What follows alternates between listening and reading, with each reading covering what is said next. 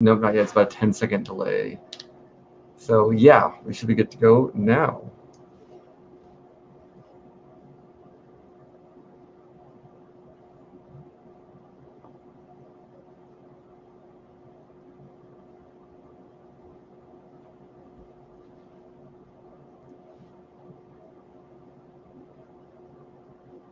Hey, actually, I just want to test to make sure that everyone can hear Brandon, hopefully.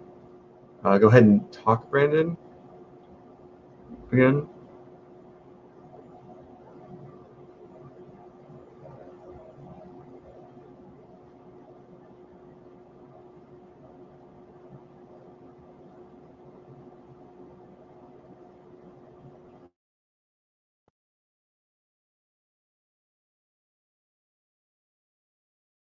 Know that I've used one of those in 10 years, maybe more. Are people hearing me okay?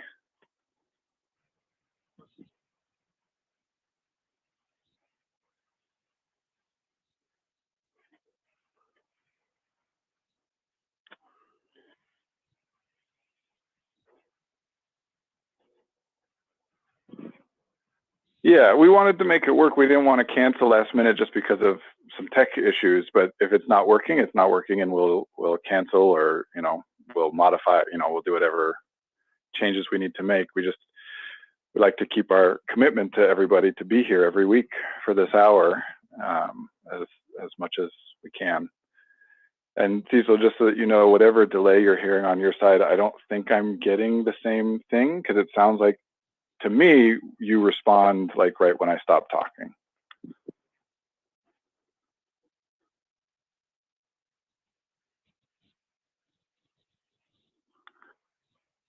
Oh, I see.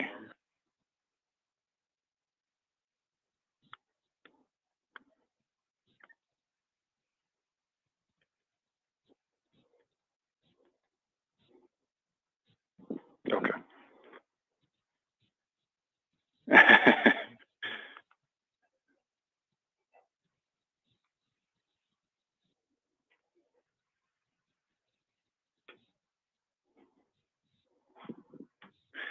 Yeah, so more than usual, Cecil's going to be reading out chat to me because I can't see the chat.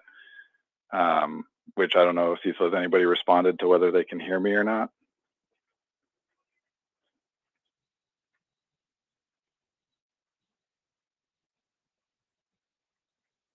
Oh, well, that is unexpected. Okay, well, why don't we just, today is going to be interesting, and I don't even know what our topic is for today.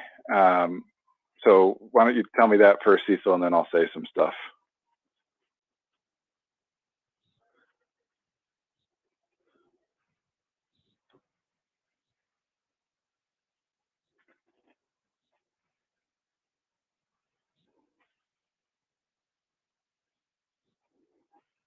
Yeah.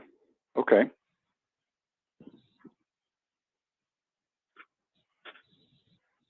Well, whatever you can do on your end to try and see if they can be able to hear you would be good, because we do. It's not like I'm the only one that people want to hear. Um, but yeah, I can do more talking at the beginning, especially while you're working on that. And that's an appropriate topic for today, because to be honest, I'm not in a great headspace right now. It's not a pleasant thing to be to lose internet when you're trying to work. No, let me be more specific, because that's a very general statement and not always true. I am trying to find a balance of being able to be on vacation with my family while also doing all the things that I need to do to feel as though I'm supporting my staff and supporting my clients at the same time. So striking this balance of being able to be here but work part of the time, it was a tight fit under the best of circumstances, and having the internet go down really sent me for a loop.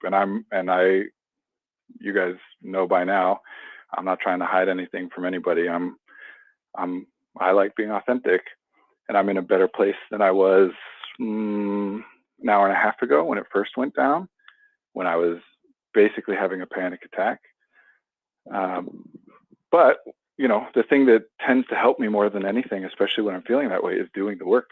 Part of the reason that I love doing this work is when I feel as though I am being helpful, I feel as though I am valuable, right? So being able to talk and work with people helps pull me out of those things.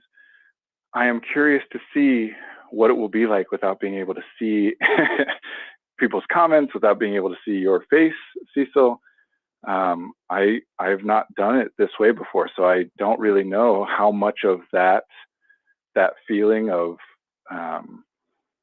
coming back out of a bad headspace when I'm doing work. I don't know how much of that is related to being able to observe people's responses or just the idea of it.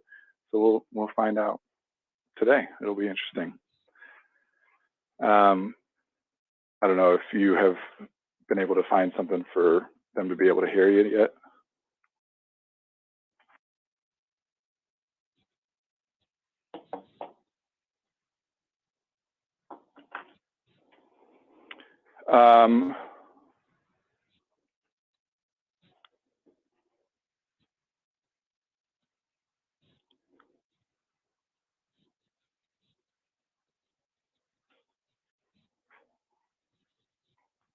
Sure. Well, and one idea, and obviously I'm not in the place to be making tech recommendations, but Cecil, one possibility is if you could call into the Zoom call from a different, from your phone or something, and just mute and turn off video on the computer where you're hosting it from, and then see if, being that other participant might enable people to hear you. And yeah, maybe we will end up rescheduling. I don't know. We'll find out. That's part of why I like doing what we do, how we do it, being authentic is, there's nothing shameful or embarrassing or, nothing that we need to try and cover or hide as far as like, oh gosh, this looks so unprofessional, or, I mean, maybe it does. I don't know. But, I tell the people as I am, we've been growing and we're bringing on new coaches and new therapists that I've been training. And one of the things that I say is, if in doing something that is authentic to who you are, if in doing that thing, making that thing visible to someone else, that causes them to decide that they don't find you valuable, that they don't want to work with you, that whatever it is, then that's a good thing. It's a good thing for all involved, because I would rather, I'm not trying to trick anybody into any kind of a situation, right? Like to try and pretend as though anything that's true isn't, or anything that's not true is. I use this metaphor all the time of it's like if you think about going on a first date, and there are variables that impact this, but if you think about going on a first date, if you're capable of reading the other person, which everyone is to some extent, and reading what they want, and then also capable of giving them what they want, which again, everybody is to one extent or another, well, the question becomes, if you're going to do that, why, and to how much, to what extent. And this is, by the way, very relevant to what we're going to be talking about today as far as getting support when you have no resources free to try and get support. Because, spoiler alert, there is no secret solution to you don't have resources to do a thing. How do you do it anyway? The secret to getting support when you don't have resources to getting support is to have built a life with people in it, to have built relationships with people who will notice when you need help, regardless of whether or not you ask for it, who will come to you and give you the support that you need, even though in that moment you can't communicate it to them. And this is part of that. Part of that is about allowing people to self-select, allowing people their own agency, right? That if somebody comes by this stream and sees all this and says, whoa, these guys are, they can't get their tech setup going, I'm out of here. I hold no malice towards that person. I would rather that person have that information, because everyone has their different reasons for things, their different ways of looking at things. So back to this first date analogy, right? If I can tell, for example, that the person I'm with really likes very performative masculinity, people, belligerent and I'm alpha male kind of stuff. I can fake that and I can give that to that person in order to make them like me and want to go on a second date. But why do I do that, right? Because if I do, and then we go on a second date, well, now at this point, I'm capable. You can't be fake. I hate that concept generally, because there's nothing you can do that you can't do. There's nothing you can say or feel or be that you can't say or do or feel or be. I don't even remember what words I was using. So it's just that we have default responses to stimuli. We have our easiest, most tried and true, simplest, autonomic, if we want to get jargony, responses to stimuli. And basically what consciousness is a mechanism that enables us to supersede that and consciously and deliberately choose to do something different. And that has a cost associated with it. It takes time and it takes energy and attention and working memory, awareness, whatever. And so I can do it, and it's still me. I'm not being fake. I'm not pretending to be something that I can't do. I might be acting in a way that I don't like or that doesn't come naturally to me, but I can do it.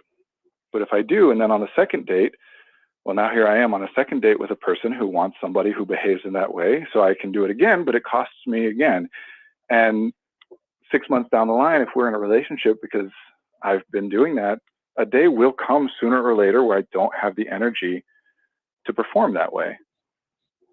Masking is a concept that's very much involved in this conversation, right? Yeah. There will come a time when I don't have the resources to keep it up, when I slip. And what happens then? When the other person sees, oh, that's not your default response. This is your default response. Or alternatively, let's say that you can keep it up forever. Well, then what's the goal there?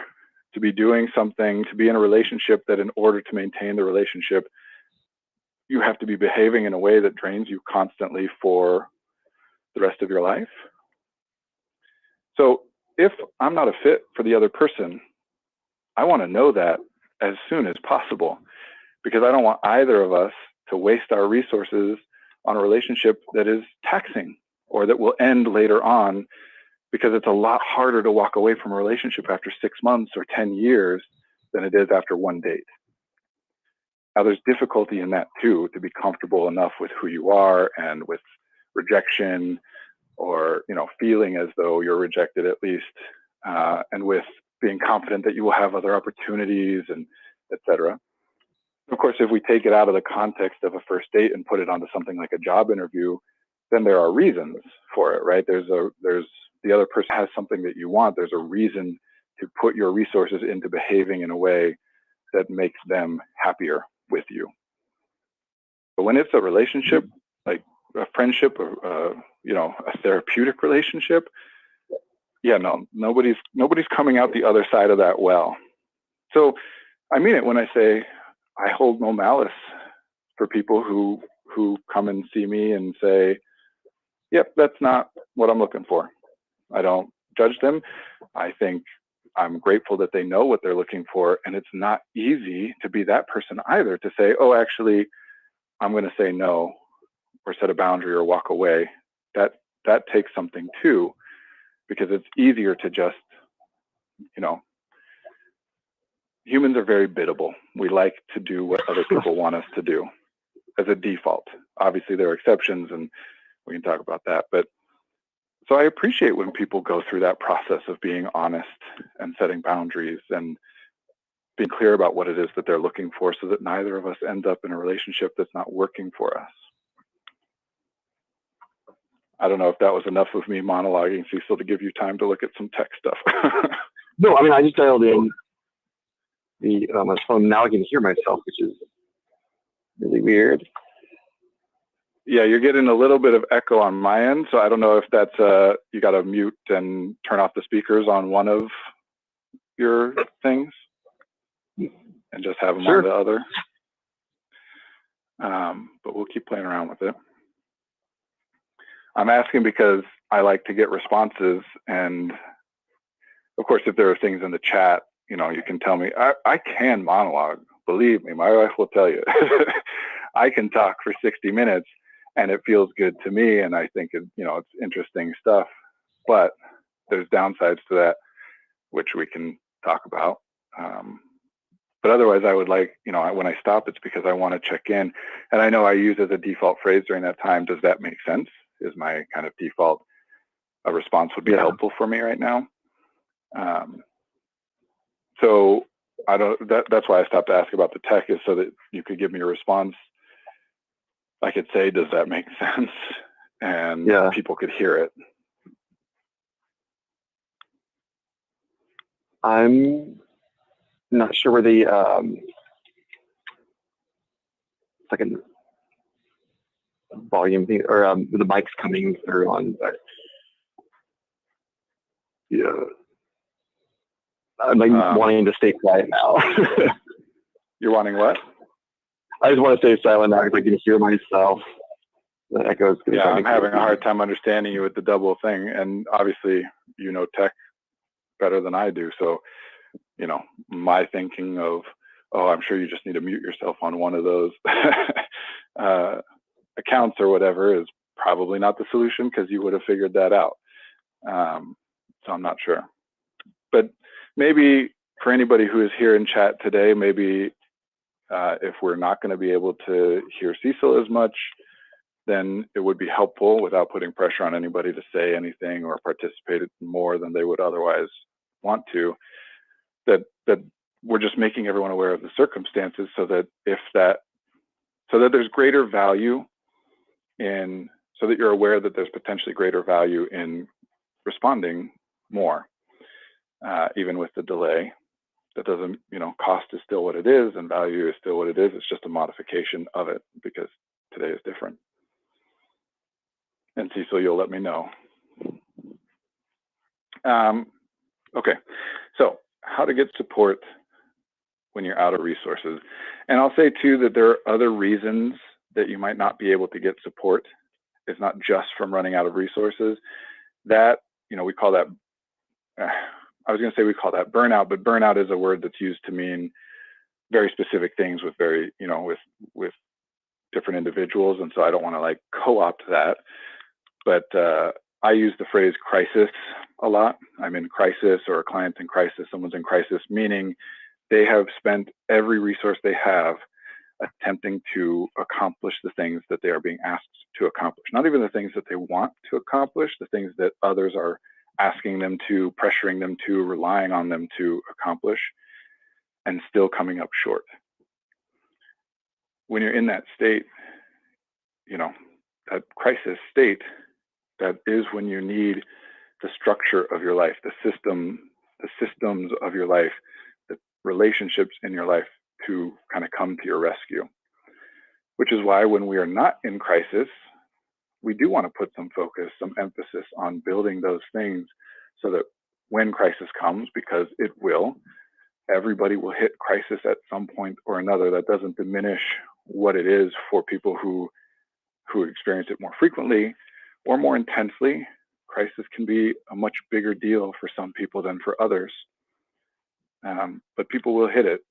So that's why we put emphasis on building things when you're not there, when you're not in that state. We talk a lot actually in our work about phase 1 and phase 2, which, one of these days we'll have to come up with better, pithier terms for. But phase 1 of our work is people come to us because things are pretty bad. Nobody comes seeking us out when it's like, oh yeah, everything's going great. And the truth is that we're really, really good at helping people with that phase 1 part. We can do it very quickly. I mean, we'll have people, I've had clients come in that have been struggling with things for years, decades, their entire lives. And after a session or two, it just is resolved. Because sometimes there are problems that just need a bit of extra information, a bit of extra perspective, different perspective, to be able to be resolved. We can talk about more some other time maybe on why problems like that can become so overwhelming, but then still be changeable relatively quickly with the right support. So that's phase 1. It's all negative goals, right? It's this thing is happening in my life. I need it to stop. I'm depressed. I don't want to be depressed anymore. I'm stressed. I'm overwhelmed. I'm whatever. People don't come to us when everything's wonderful. And we see changes in that stuff typically relatively quickly, comparatively very quickly compared to some other processes. But then the next step is, once those things have been resolved or partially resolved, or some of them have been resolved, it opens up more resources. It frees up time and energy and, all the things we talk about when we talk about resources. And then the question is, where do you want those things to go? And the first thing that everybody does is relax, is spend those resources on things that are easy, comfortable, low stakes, relaxing, and that is wonderful. That's what should happen. Whether or not I think it should happen, it's what's going to happen. And some people will stay there, and that's great too.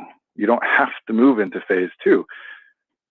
It's just a matter of what's going to happen. If it's phase 1, negative goals, and then into what I call baseline, everything's comfortable, but I'm not working on like building new things, just kind of enjoying my newfound spare resources. Well, then by definition, things don't improve from there.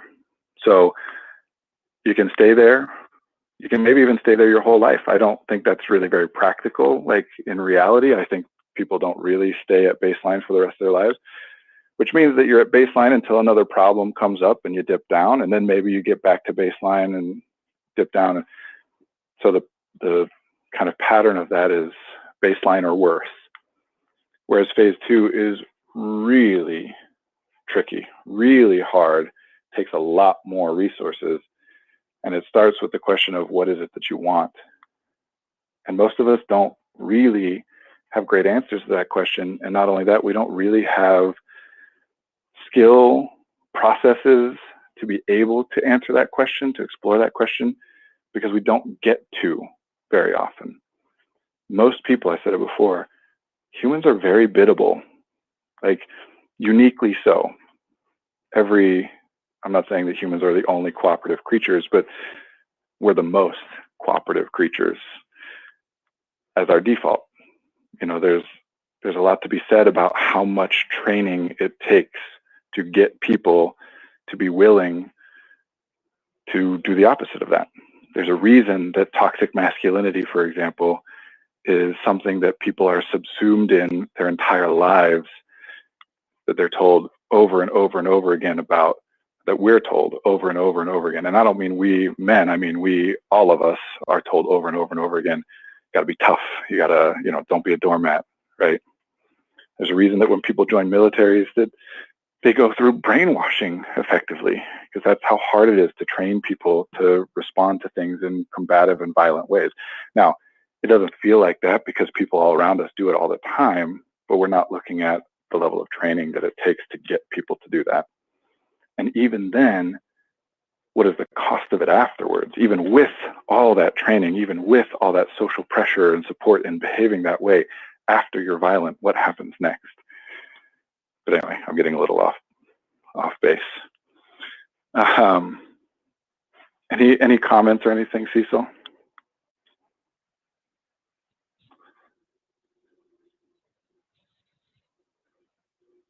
I'm sorry? Yeah, I hear you fine.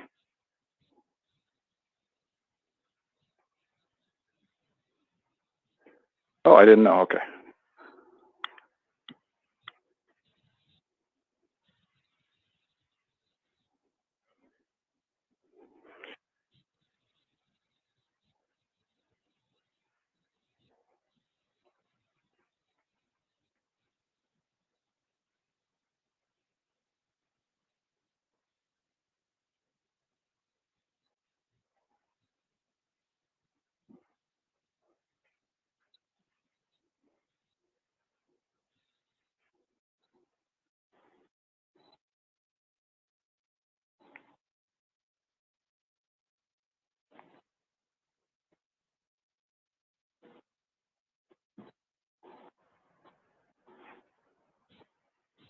Yeah.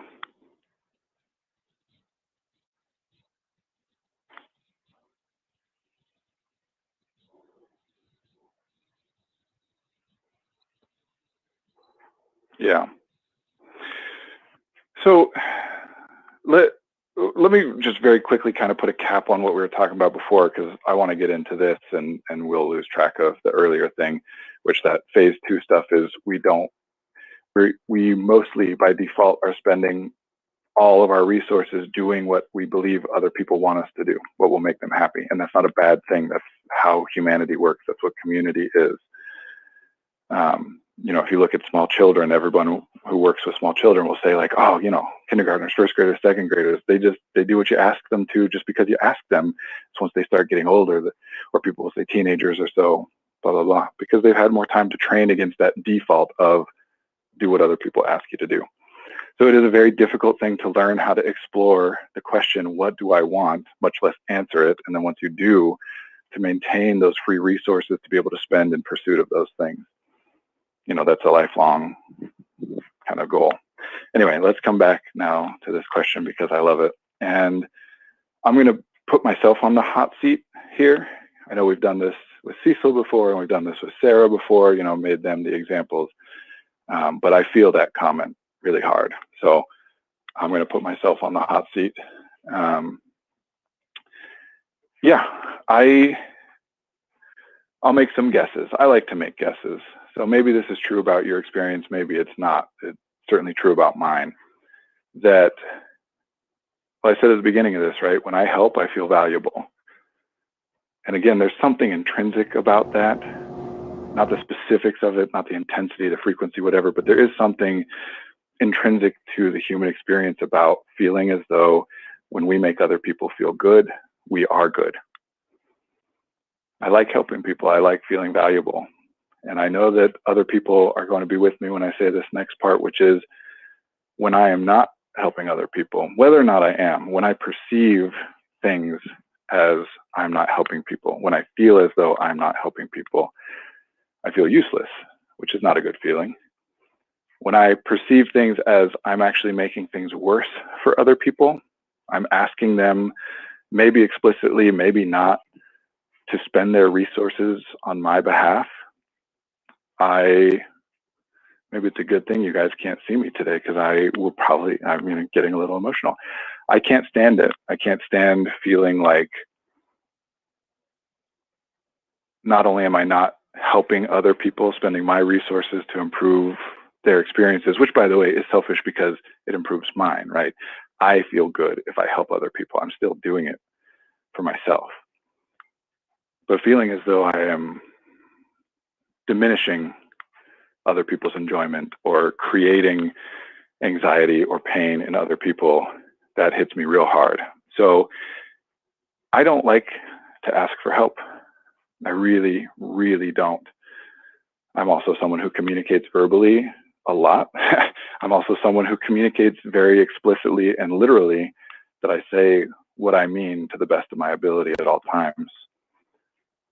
So in order for me to get to a place where I actually ask for help, explicitly say, please help me with this thing,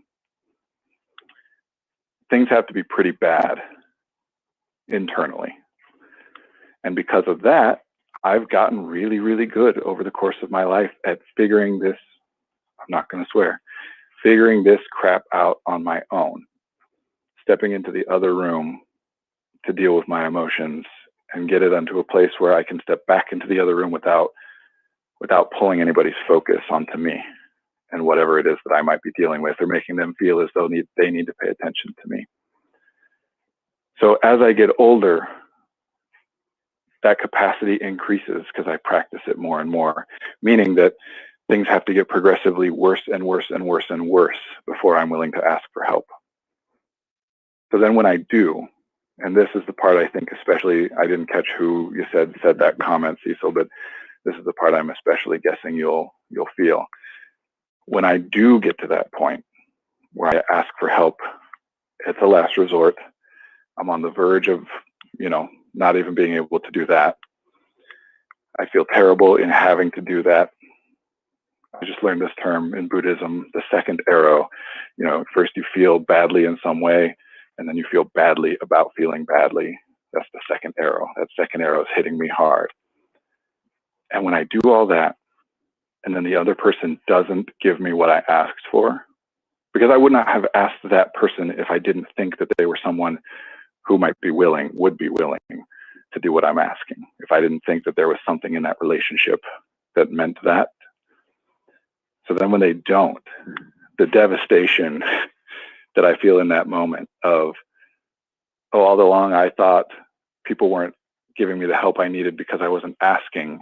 And now even when I ask, I don't get it. It turns out maybe people just don't want to help me. I know that this is true, right? This is my perception in that moment. And in other moments, at other times later on, I'll be able to look back and see things with more clarity. But in that moment, it feels as though not only do I not have value, but that I am a burden. I'm trying to avoid using that word because that's a very loaded word, but it feels as though I'm a burden. And it feels as though that's how it's supposed to be, and that I just deluded myself into thinking that it wasn't the case. I don't like getting deep into explaining this kind of thing because I worry about even bringing these feelings up in other people, because it is not a good place to be. And it's a place that I was about 2 hours ago when my internet went down in the middle of the session, because what else am I going to feel besides, oh my God, I'm failing my client? Somebody who didn't have anybody else to come to. Our clients, by the time they come to us, almost always have been through a lot of other people that didn't work. So I take that responsibility very seriously. And it hurts when I feel like I fail anybody, but clients especially. Yeah, it sucks. Now, that doesn't mean there aren't things to be done about it. It doesn't mean that it's true, because truth isn't even real, you know. And we know that we don't feel that way all the damn time. It's not static. Sometimes you feel it, sometimes you feel it less, sometimes you don't feel it at all, sometimes you feel the opposite. Oh man, I'm so lucky. There are so many people around me who care about me and do things for me and help me. And I can be aware at the same time that for the person on the other side of that conversation, what it feels like to be that person, to be asked for help, and to not actually be able to do what I want to do. Because the unfortunate truth of it is that there are things that we feel, there are things that we think, that we believe, especially in those moments, that there is nothing the other person can do to take away from us. And it sucks to be that person too, to watch someone you care about and love struggling, and to want to be able to fix it, and to see that every time you make an attempt to fix it, it actually makes it worse. Now, when I'm the person asking, I say, no, that's not what I'm asking for. I don't need you to tell me I'll find somebody. You're not going to argue me out of my feelings. Just validate me. But I've also been the person on the other side too. I don't remember it in that moment, but I've been the person on the other side looking at someone who's telling me that their life is awful and shit and whatever. And because it feels true in that moment, and I'm not in the place that they're in, so I don't think that that's true. And I try to remind them of that, to share with them things that I know that they think or believe most of the time, or at least at other times. But to watch that when I do that, it actually just made it worse, because I invalidated what they're experiencing in that moment. Especially for someone like me who can justify, no, I'm being literal. Just do literally exactly what I'm saying. Don't give me the help you think I need. Just do what I'm asking you to do.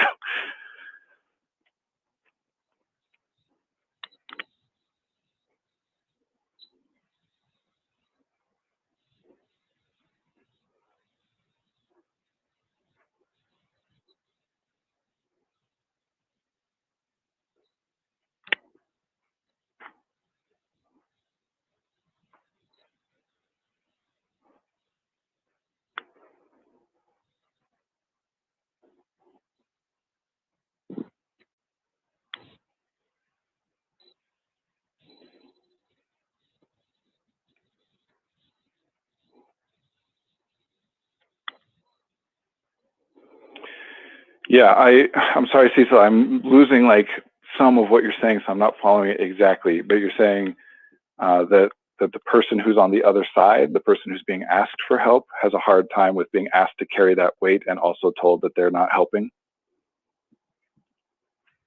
Or you're talking about being the person asking for help and not getting what you're asking for? Okay. So, how to put, I want to be careful, as I always am, about language, because I don't, there's a thing, one of my mantras is normalize, don't minimize, right? To be able to clarify to people that what they're experiencing isn't unique to them in its nature, but that doesn't mean that it's not important and difficult, and exactly what they are feeling is exactly what they are feeling, right? To say, oh, no, everybody does that. But it's also not helpful to say, oh yeah, you're the only one who does that. Wow, you must be really broken, you know? It's about intensity and frequency and duration. It's about specifics.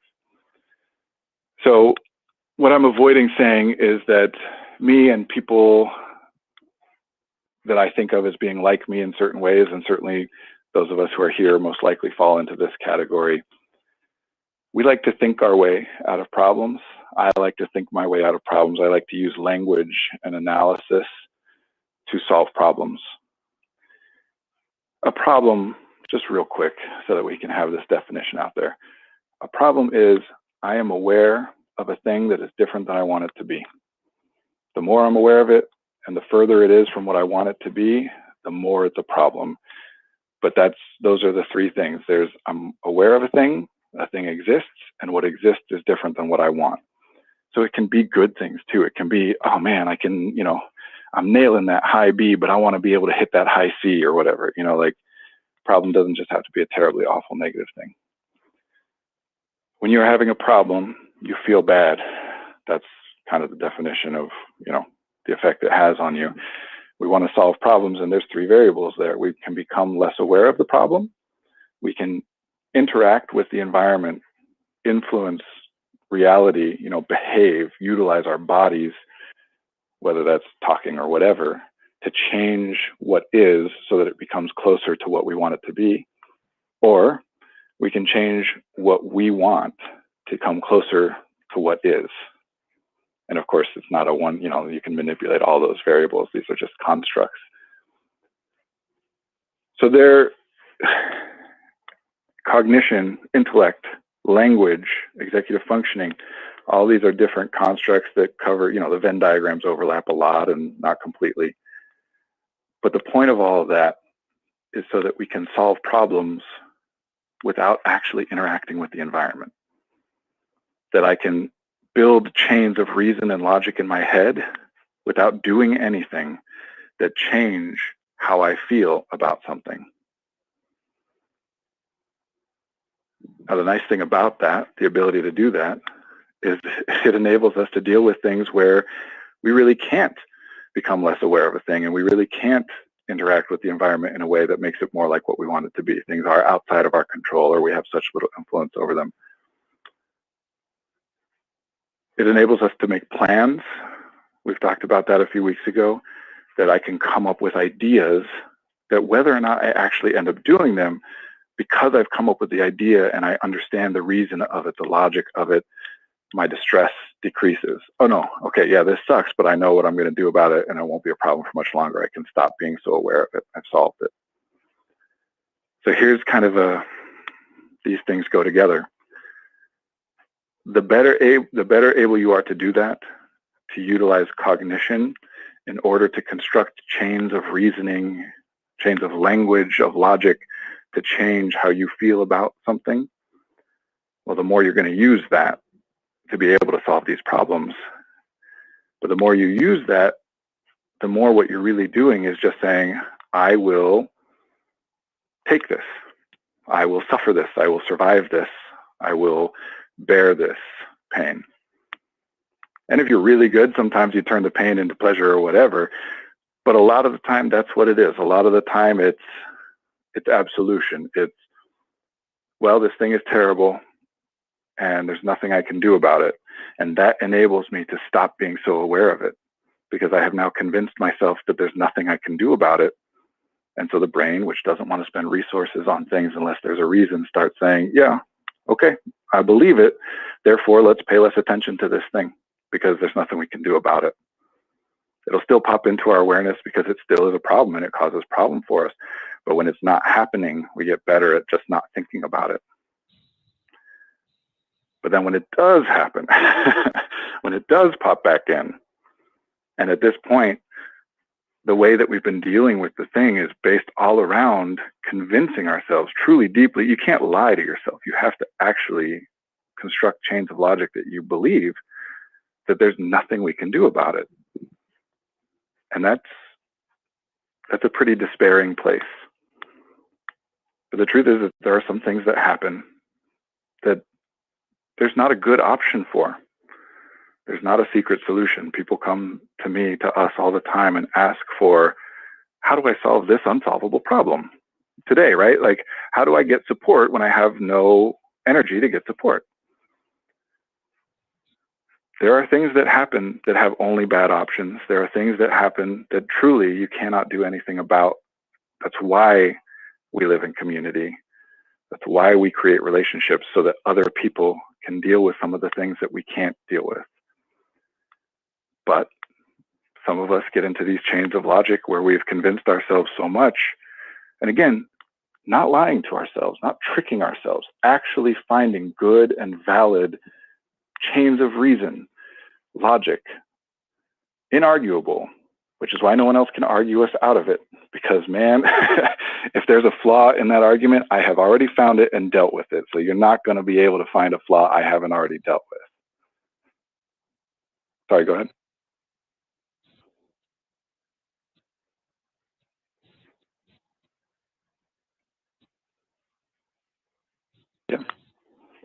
Yeah. The more time you have spent doing that, the less likely it is, the more difficult it is for somebody else to come up with information you have not considered.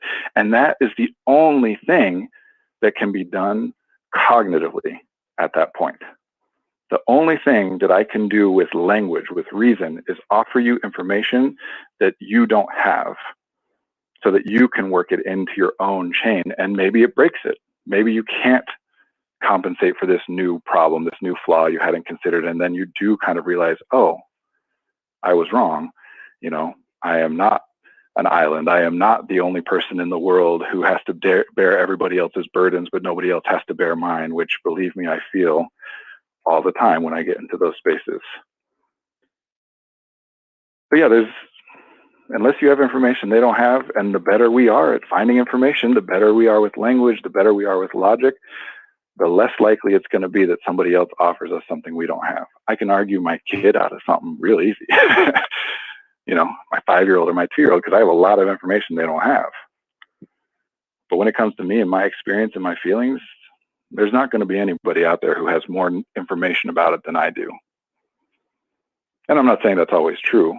You know, part of why we get stuck in these things is because you guys are here for this reason in part, right? I am legitimately better at language, at reason, at logic than most people are, and can offer them information that breaks those chains for them. But you got to find somebody who's better at it than you are. And the better you are at it, the fewer of those people there are. That's why we tend to be the last stop for people. I've had more than one client say something to me like, and I don't like this phrasing, but that's not here or there, it's a different thing. Say something like, I saw X number of therapists or whatever, coaches, whatever, and I'm just smarter than all of them. I can play them all. I can manipulate them. I can give them the impression I want to give them. And then when they come to me, it's, I can't do that with you. I've reached the limit, you know, which is wonderful and makes me feel very happy. But then when I turn that in on myself, that's what we've been talking about, right? So cognitively, not much you can do. And those of us who do these things a lot are very good cognitively. We also, to a person with a hammer, every problem looks like a nail. So any problem that comes up, my first reaction is going to be to think about that, to apply language and logic and reason to it. And that's going to work the vast majority of the time, or we wouldn't keep doing it. But by definition, the problems that persist for us, the ones that keep going and keep building, are the ones that we can't solve cognitively. Because if we could, we would have. And there are problems that just don't get solved that way. So when you're on the flip side of that, or when this is you, you can think about what you're asking. Because me, I'll speak for myself, when I get to that place, I ask for something very specific because I have built a chain of logic in my head that ends with, if I were to get this thing, everything would be better. And maybe sometimes that's true, but sometimes it's definitely not. And the other person knows it. Maybe because they try to do it and I've made it an impossible task. Maybe because they do it and I say, no, that's not the right way to do it. Or maybe they're not capable of it. Maybe it would help if someone could, but they just can't, even though they're willing to. So how do we help with problems that aren't going to be solved cognitively? How do we ask for support in that moment that isn't a cognitive thing, that isn't likely to work for us? Which, by the way, there is a certain kind of, speaking for myself, a certain kind of narcissism that plays into this idea of, nope, nobody can help me, right? That I even asked very specifically and they're still not willing to help me. I am truly the most burdened person on earth. I take everybody else's pain and no one takes mine. You know, I think that's sometimes even part of what's helpful in that moment, is to be like, yeah, I am that person, even though it's ridiculous. There are other things to ask for, and there are other things to do. And validation is one of those things. And validation is really just this. Everything that you are feeling, everything that you are thinking, you are feeling for good reason. You are thinking for good reason. Doesn't mean that I agree with your conclusions. Doesn't mean that I don't think you're wrong. It does mean that I don't think you're wrong for drawing that conclusion, for being in that space. I see how you got there. Or if I don't, at least that I trust you, I believe in you enough to tell you that even though I don't understand how you got to this conclusion, I assume you got there in some way that makes sense, and that sucks. That's number one. Here's the other part of validation that people, I think, are less aware of and have a harder time with. The second part is, even though you're feeling that, even though you're in that place and I'm aware that there's nothing I can do, nothing I can say, there's no problem to fix, right? Earlier when I'm saying with Cecil, well, did you try this solution, that solution? I trust Cecil. I know that he knows tech better than I do, and he's there and he has the information. So I'll throw out the one thing, but if it's not new information, that's all I've got. And other than that, it's just, you know, I trust you. The second part is, and I'm here. And your struggles, whatever it is that's bothering you, is not a burden on me, is not draining me, is not ruining my day, making me sad. That you can feel as though you are scum on the bottom of my shoe, and I can validate that and say, yeah, you have reasons that you feel that way. I don't think the same thing. I probably won't say that in that moment because that's an invalidating thing to say, but I'm just right now trying to make space for, there's a difference between saying, I see how that I believe you have reasons for that, is not the same as I agree with your conclusion. If you feel as though you're scum on my shoe, I assume there's reasons you feel that way, and you can tell me that, and I'm not going anywhere.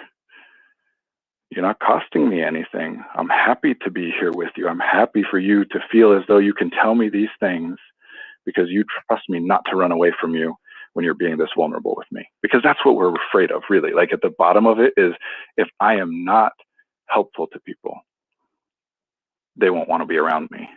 If I am a drain on people, they really won't want to be around me. That's the root of it. It's loneliness. It's, at least for me, but I think that's pretty common. I'm monologuing a lot, Cecil, and I'm sure there's lots of comments, but I'm also trying to make it easier tech-wise, but I'm going to stop for a second. You tell me some things.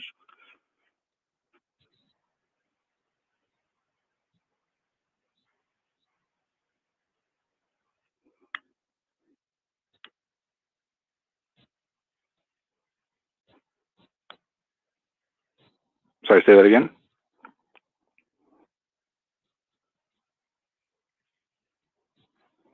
I don't know if that means tech-wise or I wasn't making sense anymore.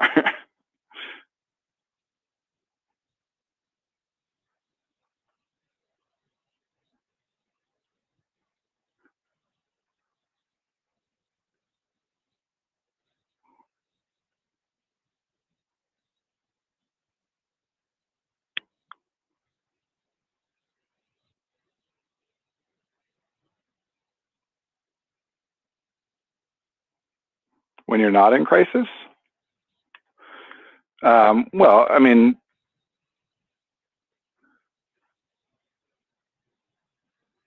oh, sure.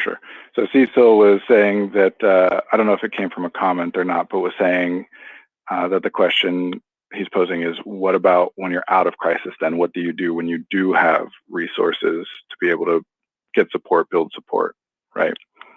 And really, it is about building relationships. Now you can get more specific than that, but being more specific than that involves the cognitive aspect, right? Being able to do analysis. Like you can do this experiment with yourself. Well, here we can do it right now. Imagine that you are home alone. It's 2 a.m. and you've been watching a horror movie downstairs, in the basement. If you have a basement, imagine that you do if you don't. And you know that nobody else is in the house and you hear a crash upstairs. How do you feel in that moment? What do you think? What do you do in that moment and in the subsequent moments?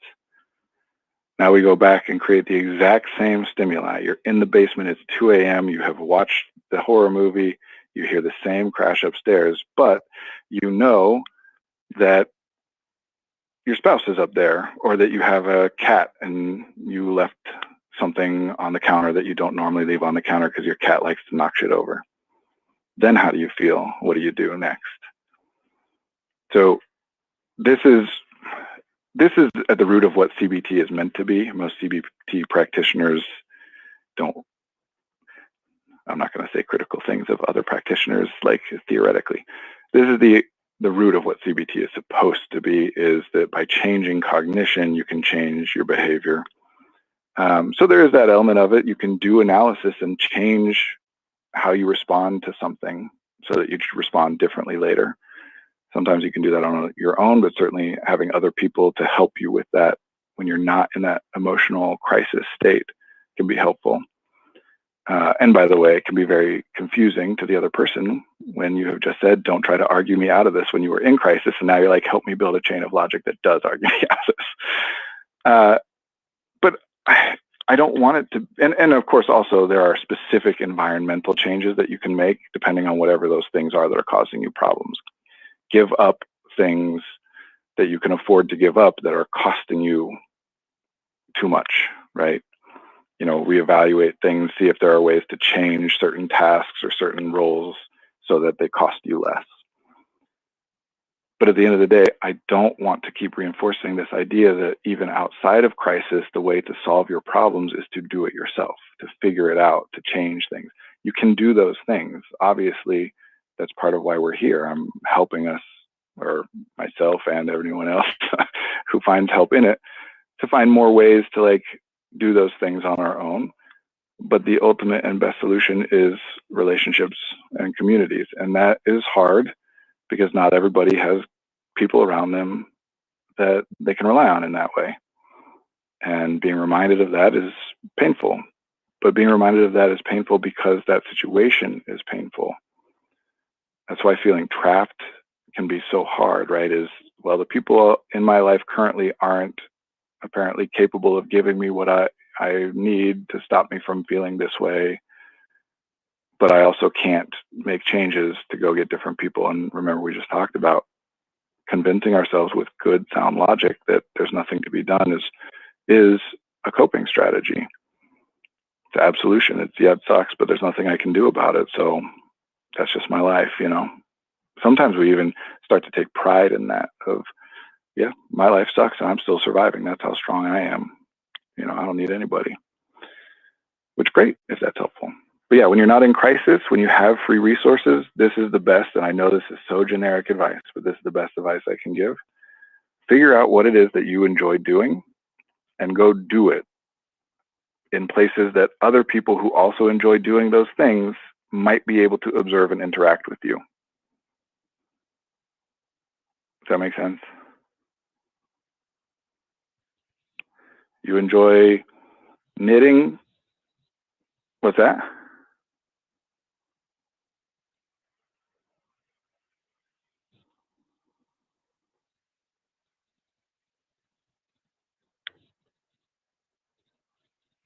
Yeah, Cecil is saying the internet makes that easier because, you know, online communities, you know, it's the good side and the bad side of the internet, right? Is no matter what you enjoy, you can find other people who enjoy it.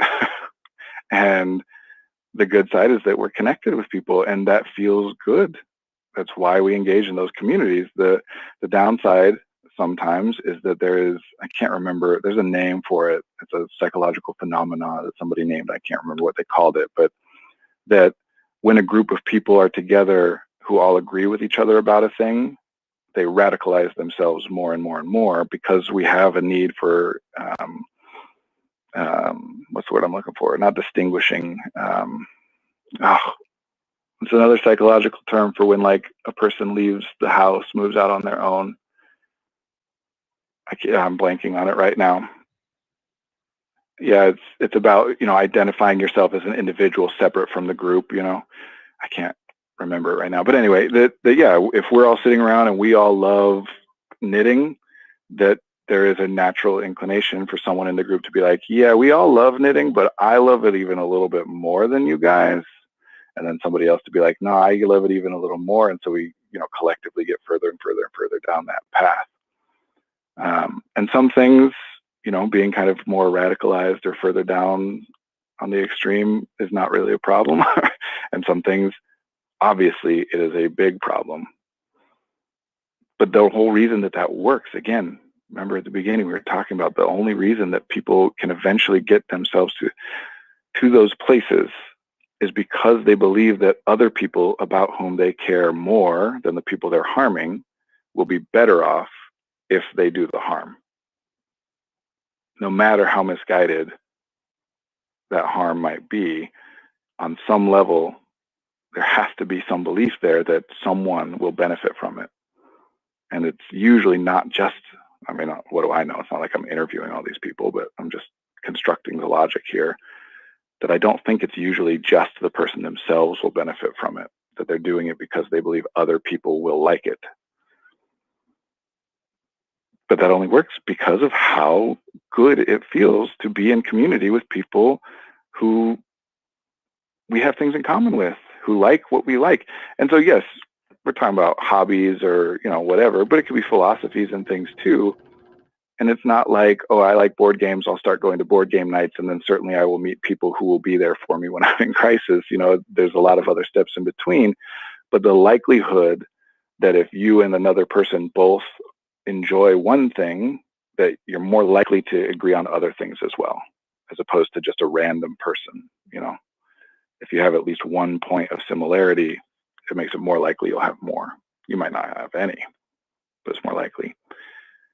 Which is why we come back to the best outcome, the best outcomes for any given individual and every group of which that individual is a member, including all of humanity, come when an individual is able to do exactly what they want to do at any given moment. And that is impossible. And obviously, you know, if something's impossible, it's also impractical. But we try and get as close to that as possible. So yeah, that's the goal, is when you do have resources, figure out the ways to do those positive goals, to find the things that you like and enjoy. And like I said earlier, again, that's really hard. It takes a lot more work than just avoiding pain. Avoiding pain happens, you know, by default. That's what pain is a big old avoidance signal to your brain, physical, emotional, whatever. But desire, you know, what do I want and how do I get it? You have to put willful effort towards that. You have to use your consciousness, your resources deliberately to do that. It doesn't happen automatically. But that's why that's the goal. When you have free resources, is what is it that you like? What is it that you want? How do we get more of that? Not, let me go reevaluate everything that just went wrong that led to crisis and spend all my time reliving all the things that led me to that, which I'm going to be, you know, just because that word gets used in certain ways, I'm not saying that there's no use in going back and exploring trauma and resolving trauma. That doesn't tend to be something I do a lot in my work, but I don't think that it's never valuable. But I do just mean that, you know, spending all of your newly freed resources thinking about the problem, well, that's where those resources were going before, was to thinking about the problem. And there's value to that, or we wouldn't do it, right? Like, again, it helps a lot of the time. But as much as possible, think about what you want, what you enjoy, find ways to make that thing easier to get, not more valuable, but easier, so that you do it more. And in doing it, try as best you can to do it in ways that other people who also like to do it can be aware of you and have opportunity to interact with you, so that you can create community in that way. No man is an island, right? You know, no person is an island. There is no secret solution to here's how to live life without any help from anybody else. That doesn't put somebody in solitary confinement. Within the span of a week, they come out with permanent brain damage. That's not how humans work, no matter how it feels like it sometimes. All right, I did it. I mostly monologued for an hour. What's that?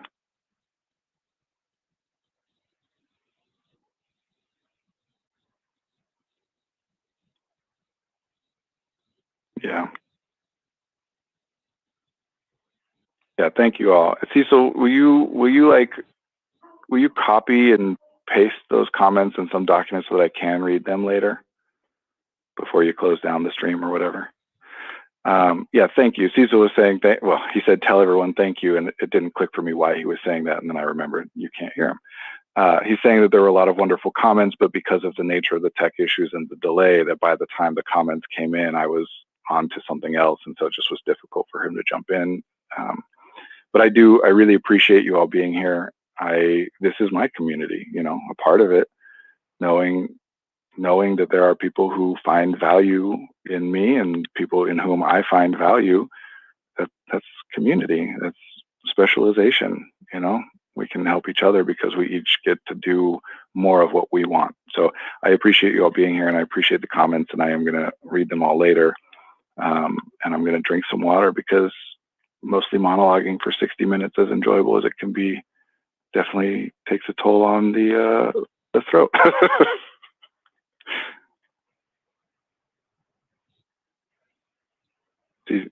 Oh, yes. Cecil's reminding me to say we will be here next week, and we will. I don't know what the topic will be.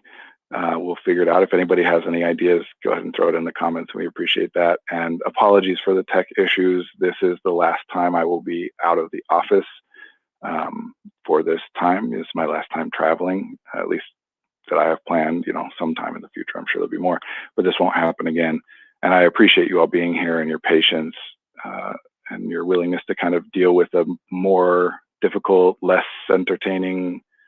Man, I just realized, Cecil, have you been on stream on camera the whole time? All right, so that's got to be weird for.